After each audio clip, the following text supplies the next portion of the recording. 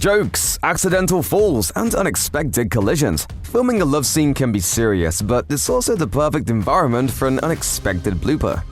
The title of the 2015 Will Ferrell comedy Get Hard is already a pretty obvious euphemism. It's the type of suggestive phrase that adults use to talk about sex, or sometimes to tease about events to come, like in this improvised session between two all-star comedians, which is to say that this scene in Get Hard is strange because two people actually engaged in the act are still using those sex-hinting metaphorical phrases. But the people here are skilled comic actors, Alison Brie and Will Ferrell, so their improvised double entendres in this sequence are completely ridiculous.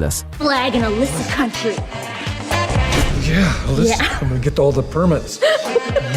At a certain point in the blooper reel, we don't even think the actors know what they meant anymore. All About Steve earned some of the worst reviews its leads Sandra Bullock and Bradley Cooper have ever seen. And for good reason. The very premise is too problematic for the good intentions of the movie to entangle itself from. All About Steve is a comedy about stalking, from the point of view of a woman aggressively stalking an uninterested suitor. The socially awkward Mary is romantically attracted to Steve and will stop at nothing in her unrelenting pursuit of this affection. After their first date, the two are flirting in his car. Or at least Mary thinks they are, and Mary throws herself on top of Steve in the driver's seat. The encounter doesn't go as planned, and it went wrong for the actors too. In multiple takes, the two can be seen breaking down into laughter. Are you okay? Of all the pairings over the course of the American Pie saga, the most memorable has got to be Jim and the apple pie to which the title of the series refers. After hearing from a friend that the texture of a freshly baked apple pie would be great practice for the real thing, he decides to do the unthinkable. While Jim was dead serious in his aspirations to score with the pie, actor Jason Biggs had to be the one guy to bring that scene to life, and he understandably saw the humor in the whole thing. The star couldn't make it through what looked to be the early takes of the scene and broke down into laughter. At the time, the situation was likely too absurd for Biggs to realize this would end up being the most famous scene of his entire career. Jen? It's not what it looks like. It's standard romantic comedy playbook stuff that before the protagonists can get together with their one true love, they have to ditch the total jerk that isn't right for them. But that doesn't always mean the jerk doesn't have his charms. For example, at the beginning of Bridesmaids, Annie is dating a self-serving blockhead named Ted. One of the points that tips off the audience to the loveless nature of this relationship is the stale lovemaking. There are a few scenes of passionless sex between Annie and Ted, but the bloopers captured during those scenes tell a different story. On the set, Kristen Wiig and John Hamm had a grand old partially close time with each other by turning the whole situation into an elaborate football joke. Equipped with funny voices and excellent improv skills, these two have a chemistry their characters never were supposed to. 2014's adult-oriented rom-com Sex Tape was actually the first nude scene for the then 41-year-old Cameron Diaz. During the scene, Diaz and co-star Jason Segel lay at least partially naked on a cold, hard kitchen floor, while a huge film crew sets up for another take. In the blooper, you can only see the legs of the actors. Nothing sexy about this at all. Take that as One outtake can't tell you everything, but Diaz's outburst shows there is a cold, absurd reality of what it's really like to film a love scene for a Hollywood film. It's not glamorous, it's not romantic, and it's certainly not sexy. Granted, those also happen to be the themes of the movie about a likable but naive married couple who decides to make a sex tape. The classic 1998 rom-com There's Something About Mary features one of the most famous scenes in movie history, at least for male viewers. Teenage Ted pulls up his zipper and gets his junk caught up in it by accident. Is it the Franco the beans? I don't know. It looks like I think it's a little bit of both. On the set of the science fiction tinged romance About Time, Rachel McAdams nearly made this nightmare a reality for co-star Domhnall Gleeson. Oh, sorry. Whoa! No, it's fine. Are you okay? That was just the boxer. Gleeson luckily was okay, having just narrowly avoided being ensnared in the worst way. Ron Burgundy is the archetype of 1970s masculinity. With his macho attitude and huge mustache, the Anchorman main character is a hotshot who loves the ladies and thinks pretty highly of himself. He's also a guy who's not afraid to be a little wild in the bedroom. Will Ferrell plays this up in typical over-the-top fashion for the comedic actor. In one love scene, however, Ferrell seemed to surprise co-star Christina Applegate with his character work. For Ferrell and Applegate, this means a love scene full of lip-biting, licking, tongue-fighting, and making weird groaning noises. The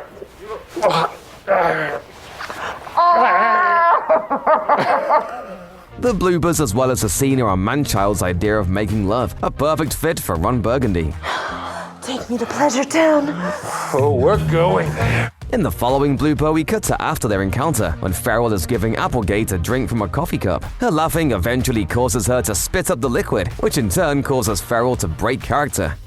The build-up to the physical act of love is just as important as the act itself, but that make-it-or-break-it time was hilariously explored in Wanderlust, the 2012 comedy starring Paul Rudd and Jennifer Aniston. Rudd plays George alongside Aniston as his wife Linda, in a comedy about a couple of underemployed Manhattanites who join a free love hippie commune. In this heavenly free space, it's okay if George wants to hook up with Ava, played by Marlon Ackerman, and his wife can't get angry about it. It's still a difficult situation for the awkward guy to navigate. George is nervous and panicky as he prepares to get it on with Ava and starts listing all supposedly sexy things he wants to do, some of which make sense but are awkwardly delivered. I'm gonna throw down. I'm gonna throw down onto you with my testicles. Some of his other come-ons don't make sense and are also awkwardly delivered. I'm gonna slap you in the eye. In the section of bloopers for this scene, neither Rudd nor Ackerman could go for more than a line or two without laughing at themselves or the other performer. I'm gonna get up on your bones. The Merc with a Mouth is a role that Ryan Reynolds was born to play. The actor is somehow even funnier, self-aware, and more self-deprecating than Wade Wilson and his alter ego, which must have made working alongside him every day on the set of Deadpool a constant struggle to not descend into hysterics. Judging from the movie's boisterous blooper reel, not even a consummate professional like Morena Baccarin could keep it together. Reynolds doesn't make it easy, with his wisecracks continuing between takes, and he kept his scene partners laughing. I die. These days, the Mila Kunis and Justin Timberlake romantic comedy Friends with Benefits is most notable for coming out in the same year and having nearly the exact same plot as the Natalie Portman Ashton Kutcher film No Strings Attached. In the former of these 2011 rom-coms, Kunis and Timberlake play young, attractive people who try to engage in a purely physical relationship with no emotional or romantic entanglements. As we all know, that type of thing is doomed to fail in a movie such as this. They keep things physical for a while, but the characters inevitably fall in love with each other. Being the young, attractive people they are, they get to see each other's vulnerable sides in bed. This is truer behind the scenes, where Timberlake is especially loose. I'm going to try to pleasure you. I'm going to use the force. Later, with his head under the sheets, Timberlake goes on and on about how men get hurt during these types of encounters. Throughout it all, Kunis cannot stop laughing. All I'm saying is if somebody screamed like this in the bed, it would freak my out. Will Ferrell does whatever it takes to get a laugh, an acting skill he proved with his breakout movie role as Frank the Tank in Old School. The film showcases an early version of the archetypal Ferrell, overgrown man-child character, a guy in his 30s who falls back into the anything-goes world of college fraternity life. Frank is up for absolutely anything if it means getting his or sticking it to the man. This applies to his overall horndoggery and sexual ambition as well. Combine Frank's gonzo instincts with Ferrell's, and what results is this blooper of Ferrell seriously insistent on putting the moves on a doll. I love you.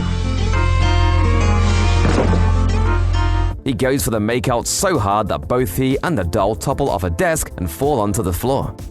In the mid-2000s, Ashton Kutcher was a go-to leading man for romantic comedies. One of the less remembered entries of Kutcher's run was 2005's A Lot Like Love, in which Kutcher and Amanda Peet played two good-looking people who slowly fall for each other. It's an innocuous premise, and its genuinely tame and predictable execution doesn't do anything to spice that up. The actors, however, brought their own spice to it, since some of the outtakes are a bit more racy than you might expect from this PG-13 comedy. One blooper comes filming an outdoor nude scene.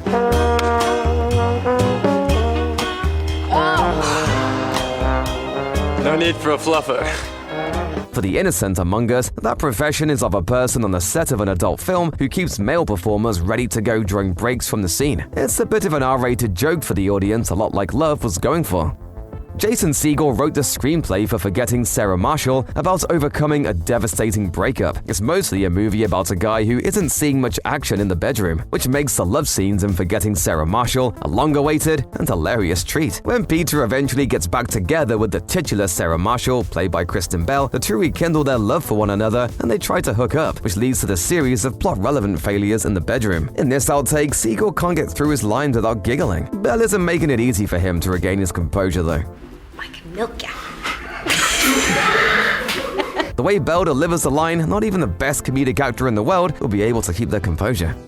For years after the release of Borat, many Americans only knew actor and comedian Sacha Baron Cohen for playing the Kazakhstani documentarian. But in 2002, a couple of years before Borat blew up, Baron Cohen made a film for an overseas audience based on his first original character, wannabe gangster Ali G from The Ali G Show. Unlike the improvised mockumentary style of Borat, Ali G Indahouse followed a more traditional fiction film format, allowing for scenes that needed to be repeated across multiple takes. Naturally, with the talent involved, Ali G Indahouse has bloopers galore. One such scene is absurd, but we will count it here since there is lovemaking happening. Ali G is not engaging in it though, as he sits on the bed while two actresses get things started under a blanket behind him. In classic degenerate fashion, Baron Cohen sticks a ball in his crotch and he calls a dog named Tupac up onto the bed. Tupac, as dogs do, goes for the ball.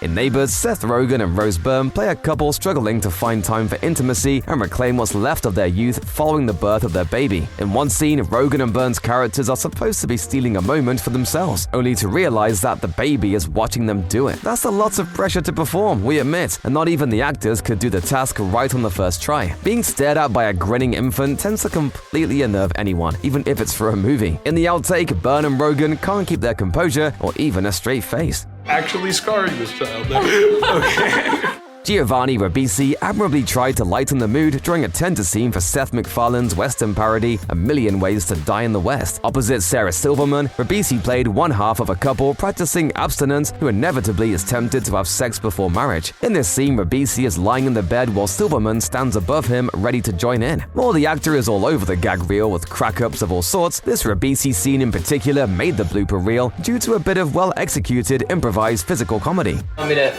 kind of do this? Sadly, this bit didn't make it into the final cut of the film.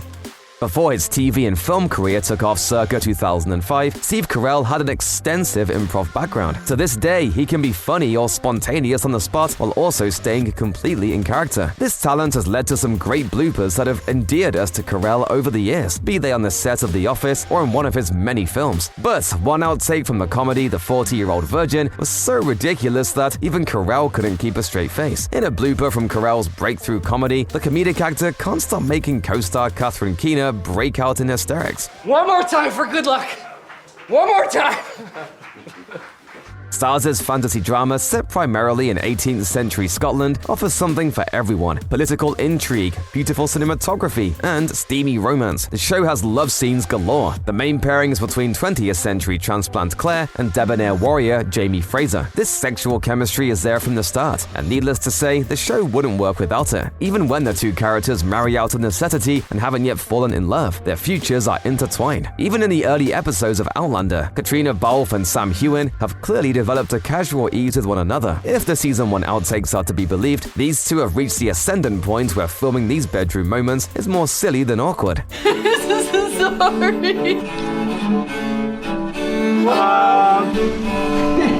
At the start of the Amy Schumer comedy Trainwreck, Schumer's character Amy is a shallow party girl who will eventually learn the error of her ways. First, she has to break up with the bad boyfriend. In this case, it's the dirtbag gym rat Steven, played by John Cena. In Trainwreck, Cena plays a very attentive lover to Schumer's character, but neither performer can get serious, even for a second. I was just getting done in the gym. Yeah. And you're coming out with Fat Burger?